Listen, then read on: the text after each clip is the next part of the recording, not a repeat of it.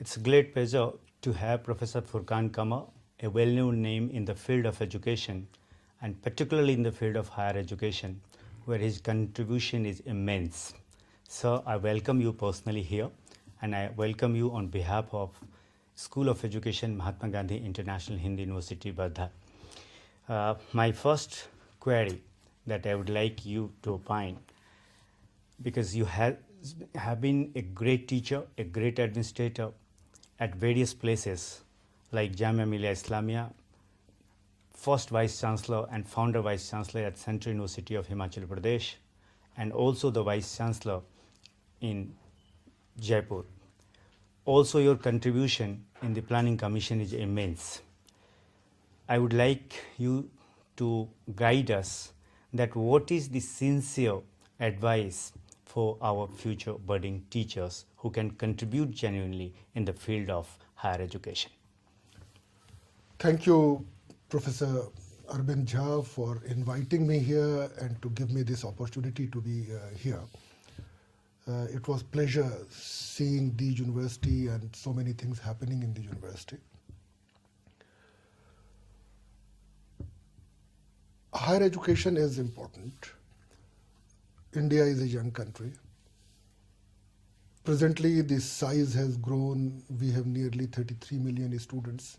And now we need to focus on quality of higher education. But we need to focus on quality higher education such that we have to take expansion and also inclusion along with the excellence. And in this drive, the role of the teachers in higher education is extremely important. And I would say that the first thing that an institution should do is to have the teacher, the best possible teacher that you could find from anywhere in India. And I personally feel that there is no dearth of such people in our country. They are available in large number, particularly at the level of the assistant professor. So we must have quality teacher. Now, once they are teacher, it is the responsibility of the institutions to nurture them, to groom them, so that they could give their best to their students, to their profession, and to their institutions. Now, as a teacher, the role is simple. First of all, the teachers need to know their subjects. But most importantly, they need to be continuously learning themselves. The problem starts when the teacher starts learning themselves. So the teacher should continuously learn, and there are so many rapid developments in every field, every discipline, that I know that it's difficult for the teacher to cope up with all these developments, but I think this is one of the prerequisites. The second important thing that I would say is that the command over the discipline, knowing their subjects, communicating those subjects are one thing, but motivating their students to learn, to give their best in whatever they are doing is the most critical, most crucial role of teachers in higher education. I often say that one of the qualities that every teacher should have, that he should be a good human being.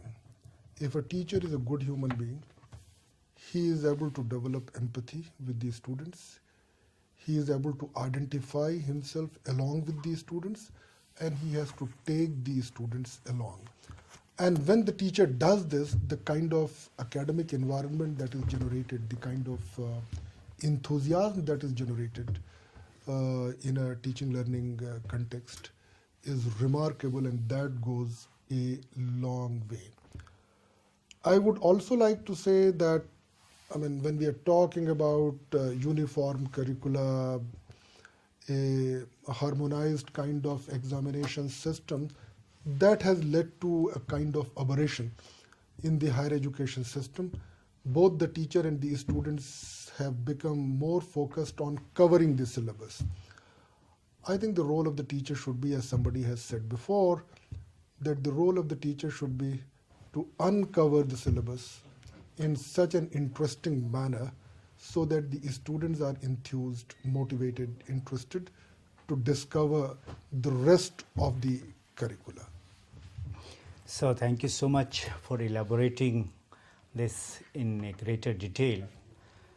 I know that you have been a quality conscious teacher, quality conscious administrator, and quality is the issue in today's world. But my query is how to bring quality at the same time in terms of equity and accesses.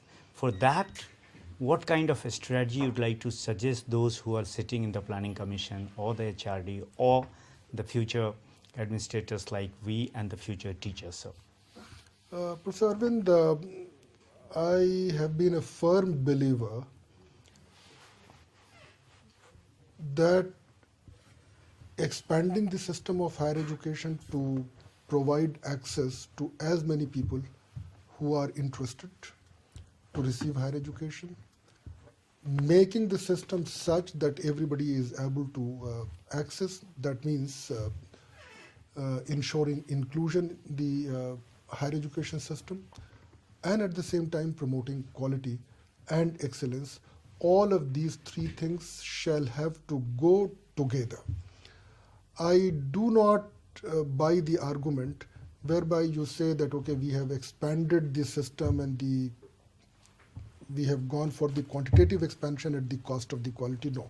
In fact, this expansion, that is the quantitative expansion, inclusion, that is equity, and excellence, they are like triple helix, which defines the genes of education, and that is critically important, very, very important for a country of our size and of our diversity. Having said this, I would say that for those countries who have to focus only on excellence, perhaps it's less expensive. For a country like us, where we have to meet all these three objectives, the investment in education that is required is huge. So it is an expensive proposition. Even otherwise, excellence is expensive. Now, I would also like to say that there are sometimes confusions about how to measure quality and how to measure excellence in higher education. Sometimes we are tempted to take a very narrow view of quality, whereby we define quality of higher education only in terms of employability.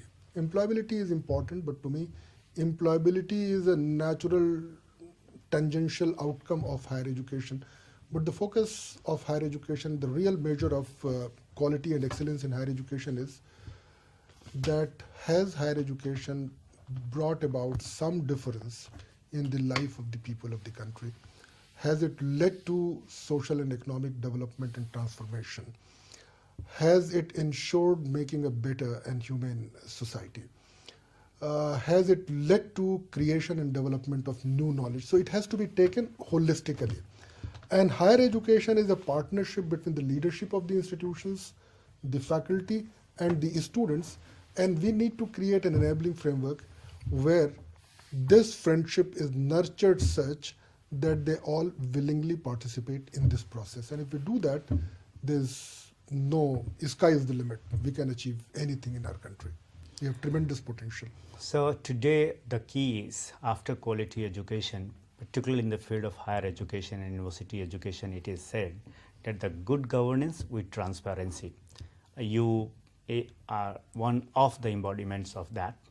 But my query is that how to bring two things together. One, the good governance with transparency with exemplary academic leader, because it is believed that the vice chancellors, you have been two vice chancellor positions you have been holding in Rajasthan University and Central University of Himachal Pradesh, that vice chancellor is not merely an administrator, but he has to show exemplary academic leadership, for which I remember the President of India himself and personally recognized your work that you have done in the field of higher education. So please enlighten us how to bring two exemplary things together. One, the good governance with transparency, and while doing this, how to make oneself exemplary academic leadership.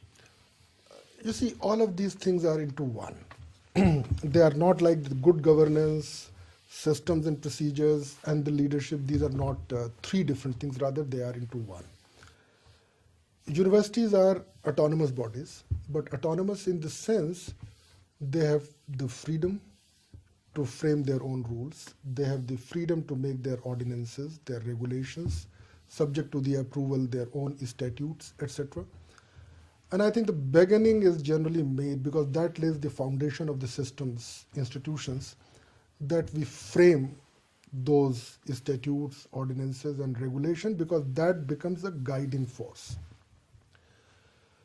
Second thing is that we must admit that I alone as a leader, howsoever competent, howsoever efficient I am, I may not be able to bring about difference if I do not take everybody along. I am one, there are 500 teachers and there are 5,000 students on the campus. The real change is brought about by the interaction between the teacher and the students. While framing these rules and regulations, our focus has to be that we create an enabling environment whereby this interface could be done in a more efficient manner. So the head of the institution should become a facilitator in this process. Let everybody do what he or she thinks that he is capable of or he or she is interested in doing, provided they do not transcend the predefined boundaries. And these boundaries are not individually specific, these are the broad parameters, very, very broad parameters. Say, for example, if you have a teacher and if you adopt an attitude that you define and you decide every walk of the life of that teacher, that you would wake up at this time, you will come at this time, and you will do this and you will not do that. Instead of that, if you have some broad parameters, that what will the teacher not do? 1, 2, 3 things. And then what is expected of the teacher out of his interaction, and then give him all the freedom. I say that autonomy and accountability are also interrelated in such a manner that there cannot be an accountability unless you give autonomy. Say, for example, if I am a teacher and if I am told everything as to what to do, and supposing I do not end up delivering that results which I was expected to, so I'll say that it's not my fault. I did only what you told me to do. But I would be held accountable if I was given necessary freedom. So I think it is something that whereby you take everybody along. There cannot be a science of that. It is somehow the message get conveyed that we give you all the freedom, you have all the freedom, you do not require anybody's permission to do that. These are the boundaries, you perform, and then let us together deliver. Most importantly, I think quite often the problem that we experience is that there is an objective and the goal of the organization, and there are goals and objectives of the individuals. The best results can be attained when these two goals of the individual and of the organization could be made congruent to one another. Initially, it might feel difficult, but then if you communicate to people, if you communicate the organizational vision, if you communicate the organizational goals and objectives, I think we also find that people align their goals and objectives to that respect. So it is an overall holistic policy, and it's not like about balancing between ensuring that you work according to systems and procedure and at the same time providing academic leadership. So it all goes together. And people do respond. That's my firm belief. Thanking you for the orientation that there is a need in the higher education, believing in that there is a need to grow together, and for that we all need to work together in hand. At the same time, for that you suggested that taking everybody along. So my query is, as you said right now, the administrator's job, or being a vice chancellor or the dean or the head or the professor, to facilitate the things so that the things may happen, and also letting us know that the doing is important, but the more important is what not to do and how to identify that. Keeping all this in mind, that suppose if you have to groom some future leader, academic leader and administrators, I mean, what kind of courses you'd like academically that higher education should concentrate on? You see, whatever we do, I mean, I may not be able to discuss the detailed course outline of, say, some short duration orientation kind of a program, but one thing that we must include in that kind of orientation is that the leader must admit that the world is diverse. No two people are same or similar. Every individual is different. It is not possible that everybody in the institution is exactly same or similar to that of the leader. The problem starts that when we start expecting that everybody should behave the way I want that person to behave. That is an impossibility that never happens. So I think the one thing is that recognizing the fact that the world is diverse and the people who are working around us, along with us, or with us, they are all separate individuals and they are diverse. Once you recognize, the second thing is that you must respect that diversity. And respecting and recognizing diversity would also means that you are also recognizing that when you allow different sets of people, then the creativity also comes in, the quality also comes in. The sum total of the output that these diverse set of people can deliver would always be many-fold more than if you put in the same number of people who are of the same kind. So that diversity brings in. So I think there has to be one very strong component that recognize, respect, encourage diversity and leverage that diversity for the larger good of the institution. Second thing is that in my experience I have found that when people initially talk to me or react to me, they are not necessarily reacting to me based on what I am. Rather, they are reacting to me based on their past experiences with other people.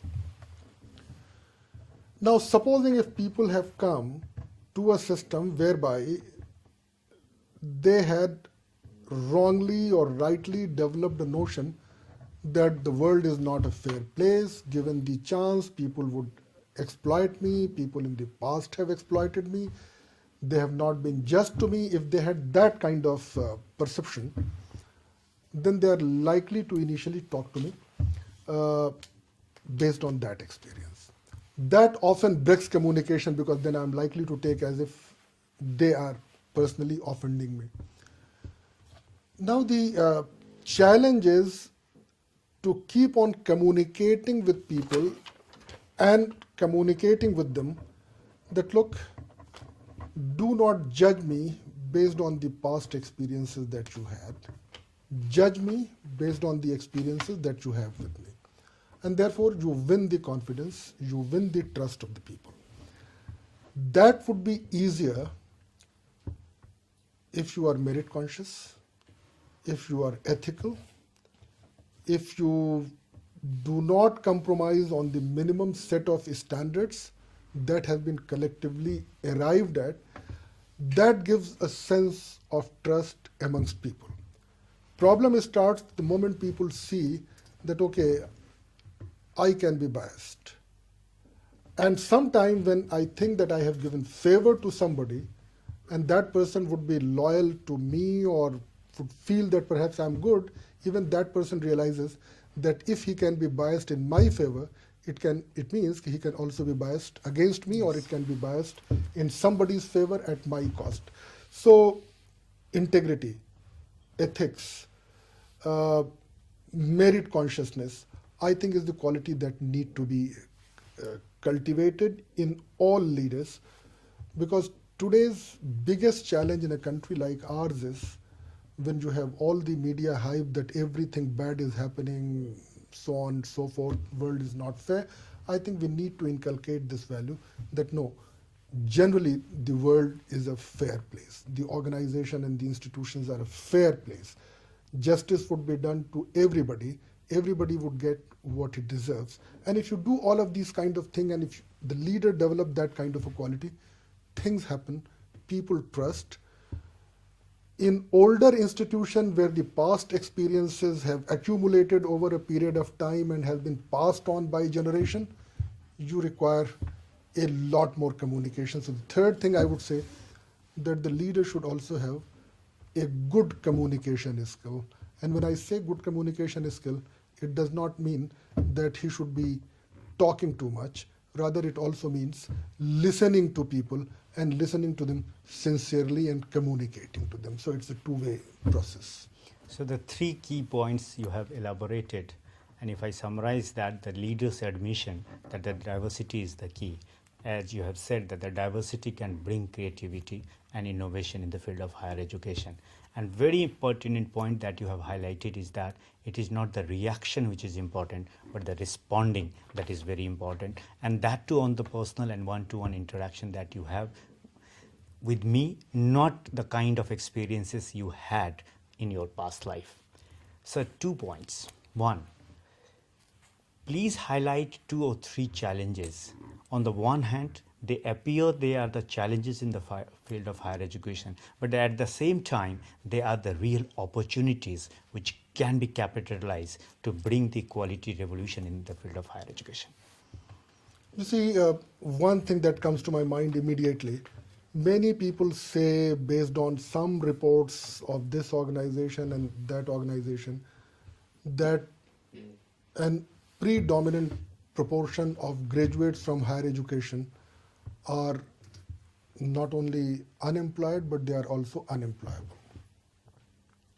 It's a great challenge how to promote employability of the graduates. After all, making a humane society, enlightened society, creation of knowledge, they are all important, but at the same time, the generation that is coming before us in higher educational institutions are those who are also using higher education as an instrument to improve their social and economic conditions.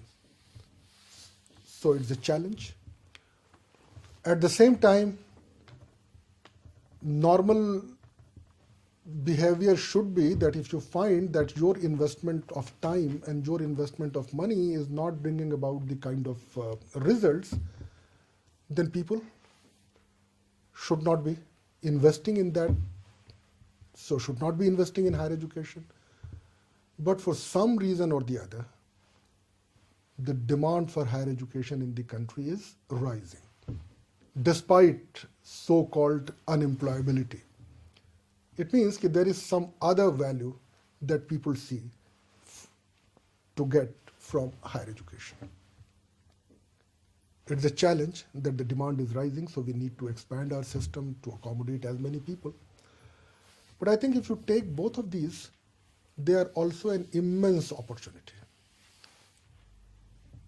Provide education, the best of education, to all those who aspire. The whole world is getting older, except for a few countries. India is one where we have more young people. The whole world would perhaps require manpower to sustain their level of economic development, and they would need people who are knowledgeable, who are skilled, who are highly educated. I think India can pitch for it. Formal sector employment in India is limited, so kind of focus on the entrepreneurship, the kind of focus on job creation. I think if we do, not only that it will engage graduates of the universities, but it also raise the level of the social and the economic development at a much, much rapid and faster rate. I think every challenge that you see for higher education, there's an opportunity behind it. For example, inclusion could be a challenge, but without inclusion, expansion would not be possible. without quantity, perhaps the quality would also not come. So I think every challenge also provides us ample of opportunity to leverage upon. And therefore, I have been a great champion of enhanced and increased public investment in education and in higher education, because that is one investment that provides us returns over the longest possible period of time, and one of the best return that a society or a nation could get from any investment. Finally, you are Secretary General of AIU, and it is learned and it is known that a number of programs have been initiated by you being Secretary General. We would like to know some of the objectives of AIU and what kind of new programs you have started, and how the universities, the different universities in India, can help and understand to realize those objectives. Please opine yourself. I think it is a very, very important question. In fact, AIU is a very old organization. It was set up in 1925. But in fact, the initial resolution that such a body should exist had come in 1912 by a resolution of a body. At that time, it was called Association of Universities of the Empire, which later on became the Association of Commonwealth Universities. So they felt that the number of universities in India are increasing. From 1857, 3 to by 1912, the number had gone to 7 or 8. So they felt that there should be a body whereby the leaders of those institutions could meet, deliberate on various challenges that are faced before the nation, and could recommend policy actions. And it was this body, so 1925, it was formalized and then it grew. So what I am doing is not something drastically new, but sustaining the continuity of the long traditions that the AIU had. One of our basic and the fundamental objectives of the AIU is to network amongst all universities. And when I say all universities, it means presently central, state, deemed, private, every kind of a university that has power to confer degree can become member, and presently more than 600 universities are member of the AIU. So networking with these institutions for two purposes: to take a grassroots level feedback as to what needs to be done at the national level and communicating the same with all those who matter, and at the same time also communicating the national and the state level concerns with the universities. Because our objective is to promote overall excellence, overall quality in higher education. So this is one dimension. And of course, we bring out occasional papers, volumes, university news. And during the past 1 year, we have brought about almost 8 or 9 thick special volumes of the university news focused on specific themes. The idea is to generate, create discussions and debates on those themes. To further pursue this goal, we organize a minimum of 6 conferences of the Vice Chancellors. 5 zonal conferences in each zone, and that rotates. So we are not Delhi-centric. We always go to other places. And 1 national conference. These are the minimum. In addition to these 6, sometimes we also organize roundtables, either on specific issues or specific themes, or on a specific kind of universities. And all of these knowledge that is created through these processes, through publications, through interactions, through deliberations, are shared widely with the regulators, with the government, with the state government. So this is one dimension. The 2 other dimensions of higher education is very, very important, and that is the only organization which does this. One is promoting youth-related activities amongst students. AIU coordinates youth festivals, zonal youth festivals. So any one of you who has been participating in debate, dance, drama, cultural programs, musics. So zonal youth festivals, national youth festival, and that goes up to the South Asia level. So Zonal Fest, Unifest, and the South Fest. And they are all organized in partnership with member universities. And now that is more than 30 years old tradition. We are continuing, we are trying to make them better, and things are happening. Many of the people who participated in these youth festivals today have become full-fledged professionals in their own cultural dimensions. The third thing is that the AIU coordinates all sports-related activities. So inter-college and inter-university championships at the zonal level, at the national level, and it goes up to the world level. At the national level or up to the national level, these sporting championship is organized across 131 sports. And then at the international level, of course, 10 or 12, because international participation is quite expensive. That is the only organization which encourages and promotes sporting activities amongst students. All other sporting federations deals with the respective state governments, respective states. But the youth is here in higher education, so that has been happening for a long time, and it is very, very widely respected. There is also another issue that anybody who receives, who goes abroad, receives a foreign degree. When he comes to India, the question arises that whether this degree is equivalent to a degree awarded by Indian universities, and AIU does that function also. So different people know AIU for different reasons. Our primary interface is with the vice chancellors. We represent universities, and the universities are represented by the vice chancellors. We have also simultaneously realized that communicating and doing and organizing these activities are important, but capacity building of the people, stakeholder in higher education, is extremely important.